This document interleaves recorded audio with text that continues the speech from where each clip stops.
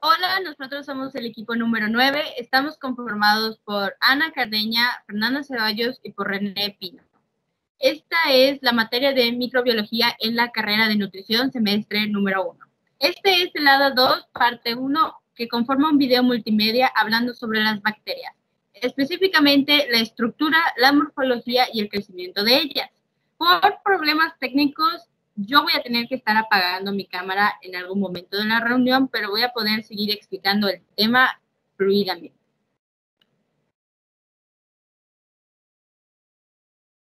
Las bacterias pertenecientes al reino procariota son microorganismos capaces de reproducirse mediante fisión binaria, replicando al mismo tiempo su ADN.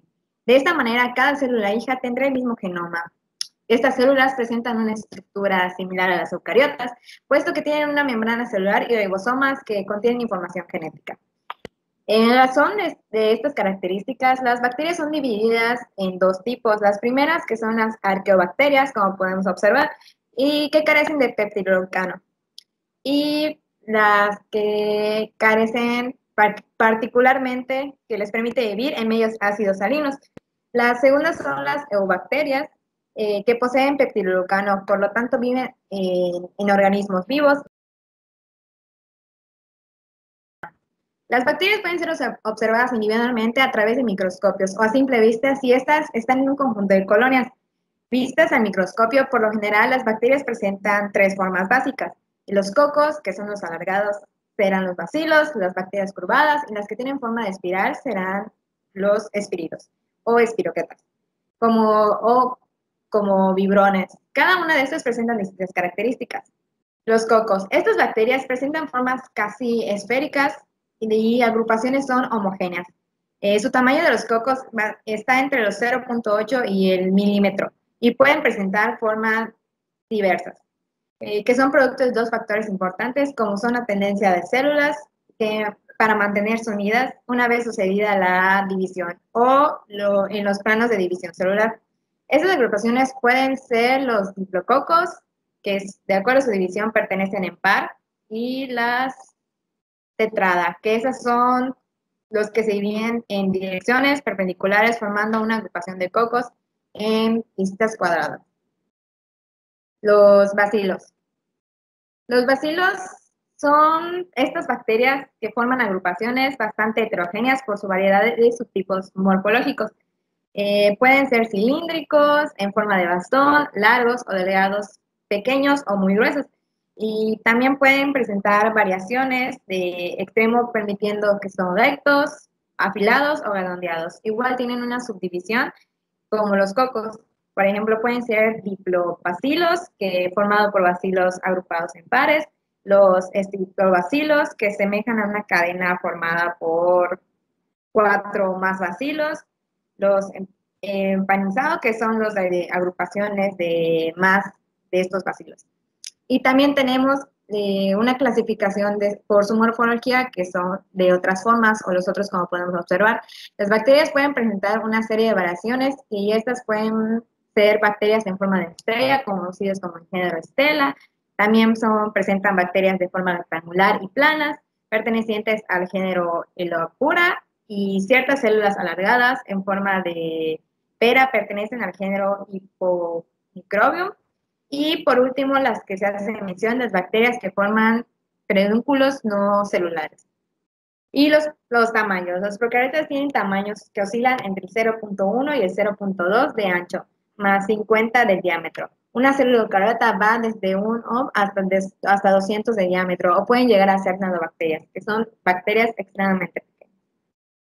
Características de las colonias. Cuando tienes un cultivo de agar, es relevante notar la morfología colonial o la cepa bacteriana para poder que ésta facilite su identificación.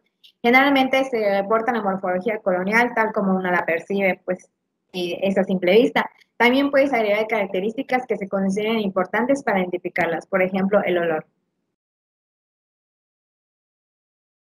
Aquí podemos observar igual la superficie, los bordes y la consistencia. La estructura bacteriana para un mejor estudio se clasifica en la envoltura, la membrana celular, el citoplasma y el nucleoide. La envoltura se divide en dos, en la cápsula y en la pared celular. Como pequeña introducción a estas dos estructuras, podemos decir que la cápsula está constituida por polisacáridos y por polipéptidos. Juegan un papel muy importante en la fijación de las bacterias a tejidos. Las bacterias encapsuladas son más virulentas y les confieren resistencia a la desecación. En la siguiente diapositiva podemos ver la información sobre la pared celular, que nos dice que las paredes celulares se dividen en dos, en una pared celular gram positiva y en una pared celular gram negativa. La pared celular gram negativa tiene una capa de peptidodiclano hacia un 90% y la capa de la pared celular es de peptidodiclano de un 10%. Y esa es la diferencia más importante que hay entre las dos, la cantidad de peptidodiclano. La cápsula bacteriana. Como mencionamos antes sus características principales, vamos a mencionar ahorita algunas de sus funciones. Está formada de polisacáridos a excepción de la Bacillus anthracis. Tiene el factor virulencia que evita la fagocitosis, que es la adherencia e invasión bacteriana. Y tiene capacidad antigénica, la identificación taxonómica y serológica y la preparación de las vacunas. La celular es una pared rígida que sirve como protección en medios de baja presión osmótica. Les da la forma a las bacterias. El componente estructural es el peptidoglicano o muriena, que está constituido por 2 aminoazúcares acetilados. Sus funciones son que protege a la célula bacteriana de daños mecánicos y de una ruptura osmótica. Tiene una estructura esencial para la viabilidad.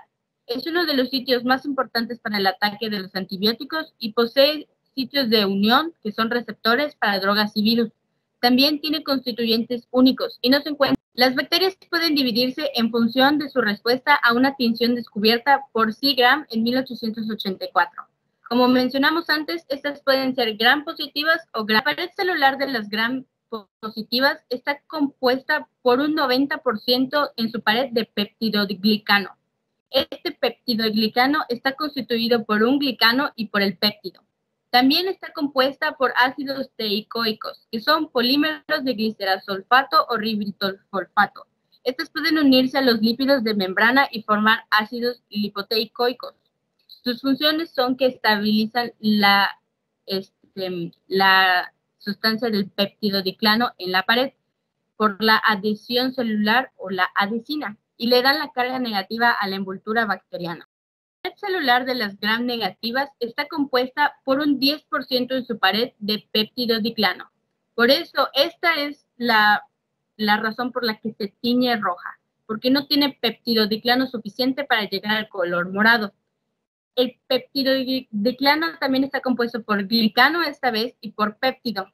Su membrana externa mide unos 7 a 8 nanómetros de grosor y tiene porinas, que son proteínas de transporte. Tiene un espacio periplásmico entre la membrana plasmática y la externa. Y también tiene lipopolisacáridos, constituidos por el lípido A, un polisacárido central y el antígeno O. Tiene propiedades de toxicidad, de una carga negativa a la superficie, de la evasión de la respuesta inmune y de la estabilidad de la membrana. Las lipoproteínas que enlazan al peptidoglicano y la membrana externa. La membrana plasmática rodea el citoplasma de la bacteria. Está formada por fosfolípidos, que son la fosfatidilcolina, la fosfatidiglicerol y el fosfatidiletolamina. Y también está formada por proteínas no esteroles. Es de doble capa fosfolípida de unos 8 nanómetros de diámetro. Posee una región hidrofílica y otra hidrofóbica. En comparación con las eucariotas, es que las eucariotas tienen moléculas tipo esteroles, ya que su función es estabilizar la membrana. Tienen mayor rigidez de la membrana y sensibilidad a los antibióticos poliénicos. Las funciones de la membrana plasmática, que podemos ver en la siguiente diapositiva, son que retiene el citoplasma y lo separa del medio exterior. Tiene una barrera permeable que regula el transporte de iones y moléculas. Constituye un importante centro de actividades metabólicas como son la respiración, la fotosíntesis y la síntesis de lípidos y detecta y responde a sustancias químicas del medio exterior. El mesosoma son grandes repliegues que aparecen en la membrana. Son invaginaciones de la membrana plasmática gram positiva y de la membrana plasmática gram negativa. Sus funciones es que participan en la formación del tabique en la división. Están conectados con el material nuclear y su replicación y participan en procesos metabólicos relacionados con la síntesis de ATP, como son la respiración. El citoplasma son sustancias que están dentro de la membrana plasmática excluyendo al material genético. Tiene consistencia como un gel. Está constituido por agua en un 70%, proteínas, incluyendo enzimas, vitaminas, iones, ácidos nucleicos, carbohidratos y ácidos grasos.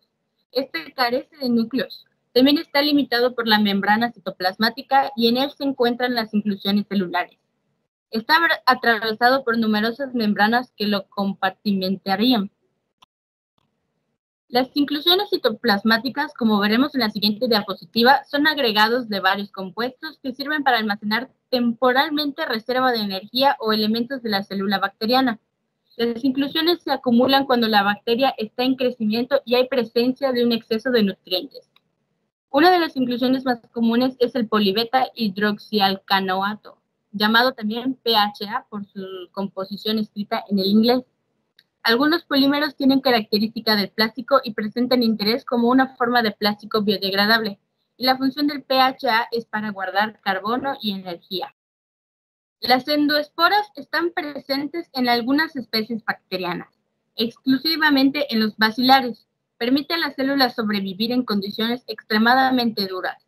El material genético de la célula es rodeado por una capa protectora que hace que la célula sea impermeable a la desecación, al calor y agentes químicos. Se coloca en una situación metabólica de inercia, meses o años. Las endoesporas no se tiñen con los colorantes habituales y se identifican como una zona clara que contrasta con el resto de la bacteria que aparece coloreada. Según su composición, en la célula pueden ser, como vemos en la imagen, centrales, terminales o subterminales. También frecuentemente son encontradas en bacterias de suelo y contiene ácido dipicolínico e iones de calcio. Los ribosomas son compuestos por ARN ribosómico. Están compuestas por dos subunidades, el coeficiente de sedimentación de 50 unidades de Esperke y 50S y otra que mide 30S. Su función es la síntesis proteica. Tienen acción de algunos antibióticos sobre los ribosomas, impidiendo la síntesis proteica, como los aminoglucósidos, los tetraciclinas, el clorafenisol y macrólidos y lincosamidos. El ADN bacteriano no presenta membrana nuclear y está concentrado en el cromosoma bacteriano como un nucleoide, presentando una larga molécula de DNA circular de doble cadena. Los plásmidos son porciones pequeñas de DNA que existen separadamente del cromosoma bacteriano. Tienen capacidad de replicación autónoma y funciones auxiliares como resistencia a antibióticos. Hablaremos del movimiento microbiano o, en otras palabras, de los flagelos. Los flagelos son elementos utilizados por la célula procariota para moverse y están hechos de una proteína llamada flagelina. Son apéndices largos y finos unidos a la célula de un extremo y libres por el otro, y dando un movimiento independiente a la bacteria. La disposición de los flagelos va de la siguiente forma. Pueden ser de flagelación polar, como vemos en la figura A o C. En la flagelación lofotrífica, que sería de un extremo, salen de un penacho los flagelos, y la flagelación peritrífica, que son flagelos que se ubican alrededor de la bacteria. Como podemos ver en esta diapositiva, vemos las características del flagelo, que tienen una forma helicoidal, posee una proteína flagelina, posee gancho, motor y filamento flagelar, que son sus características principales. Tienen más de 40 genes, participan en el movimiento y su movimiento es por rotación. En la figura podemos ver el número 1, que es el filamento, el número 2, el espacio periplasmático, el número 3 es el codo, el 4 es la juntura, el 5 es el anillo L, el 6 es el eje, 7 anillo P, el 8 es la pared celular, el 9 es el estator, el 10 es el anillo MS, el 11 es el anillo C, el 12 es sistema de secreción de tipo 3, la 13 es membrana externa, la 14 es la membrana citoplasmática y el 15, que es nuestro último número, es la... También tenemos a los pelos, fimbrias o pilis. Las fimbrias son como los flagelos, pero no dan movilidad, son más numerosas, dan fijación a la superficie, tejidos y a la formación de biofilm. Los pelos o pilis son similares a las fimbrias, pero más largos y pocos. Participan en el proceso de conjugación y les permite la fijación a ciertas superficies. Y por último tenemos al nucleoide, que es el nombre que recibe la estructura en la que se compacta el DNA de la procariota. Contiene el ADN en el citoplasma y está compuesto fundamentalmente por ADN, con pequeñas proporciones de ARN y proteínas.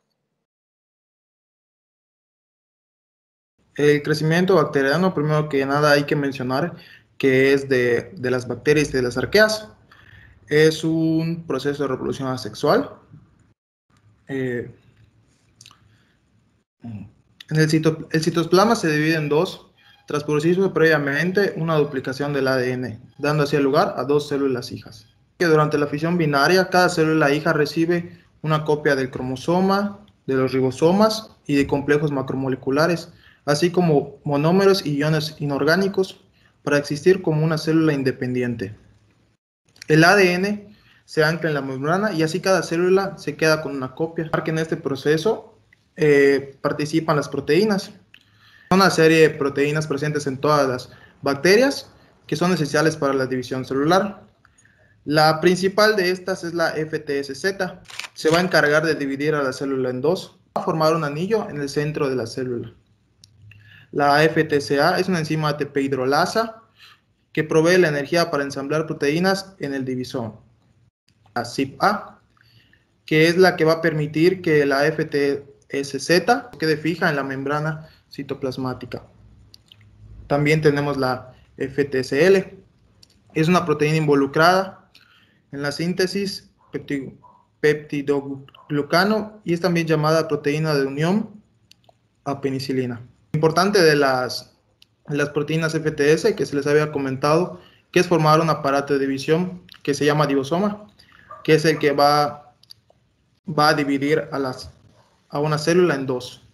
Pero antes de que se replique, antes de que se divida la célula en dos, se tiene que hacer la replicación de DNA, porque crecen espacios entre los nucleoides duplicados antes de que los nucleoides se segreguen, bloquean de manera efectiva la formación del anillo FTSZ.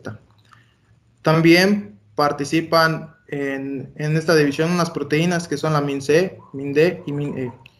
Ayudan igual a la CIP-A porque van a poner al divisoma en el punto medio, que es donde se va a dar la formación del divisoma, que a su vez va a dividir a dos células hijas.